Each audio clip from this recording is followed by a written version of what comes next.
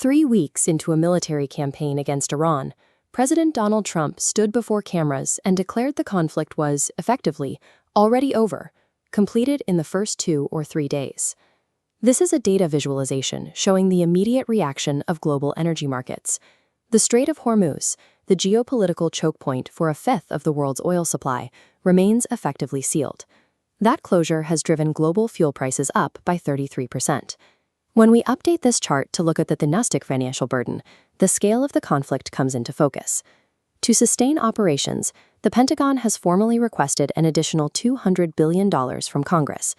That figure roughly equals the combined annual budgets of the Departments of Education, Health and Human Services, and Housing and Urban Development. A president who built his political identity partly on criticizing the 2003 Iraq War, calling Middle Eastern interventions the worst mistake the United States ever made, and explicitly labeling them a Quagmire, now finds his own administration navigating a grinding, costly reality on the ground. Launching a military campaign is mechanically simple. Withdrawing from one is incredibly difficult.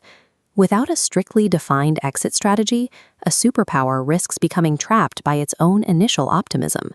The word quagmire, and its archaic synonym slough, describes a deep, sticky mud.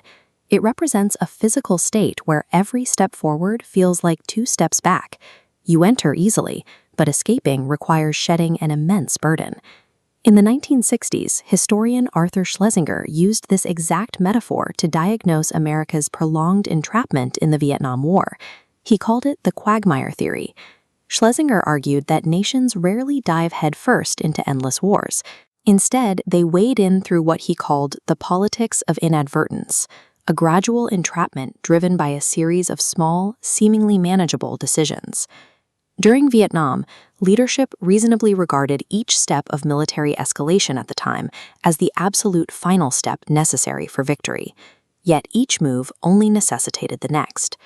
Schlesinger viewed these conflicts as tragedies without villains. They are scenarios where false hope and piecemeal decision-making mask a slow, methodical descent into an unwinnable swamp. Look at the 2026 Iran crisis through Schlesinger's diagnostic lens. The mechanism of entrapment is the administration's shifting goalposts. This is a logic tree charting the administration's stated rationales for the campaign, permanently preventing Tehran from acquiring a nuclear weapon, ending its support for terrorism, restoring energy flows, and forcing regime change. These objectives are so broad that they set impossible-to-meet conditions. There is a competing theory. Daniel Ellsberg proposed the stalemate machine, arguing that leaders are not blinded by optimism. Instead, they consciously choose to escalate a failing war simply to avoid admitting immediate defeat. Which brings us back to that $200 billion supplemental funding request. It forces us to ask whether the Pentagon's sudden need for cash is a symptom of Schlesinger's inadvertent optimism or Ellsberg's deliberate stalemate machine kicking into gear.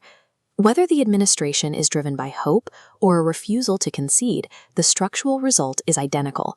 Setting impossibly broad military objectives permanently blocks the creation of any viable exit strategy. This leads to the structural logic of the counterinsurgency trap. Conventional militaries face a steep disadvantage because their mission requires them to completely control the entire operational environment. An insurgent force carries no such burden. Their only requirement is to show up, cause chaos, and disappear back into the local population. Former U.S. Ambassador Ryan Crocker and Director of National Intelligence Tulsi Gabbard have both confirmed that despite the initial strikes, the Iranian regime remains intact and capable of rearming. Crocker highlights the reality of asymmetric warfare.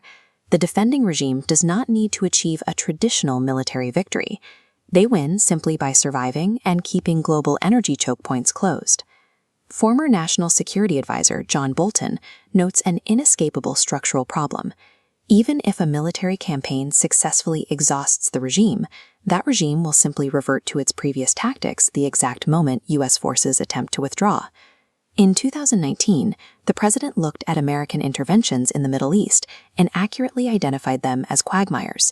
A quagmire is a systemic trap fueled by mismatched objectives. The United States may have secured its targets in the first 3 days, but history proves that finding the exit will remain elusive.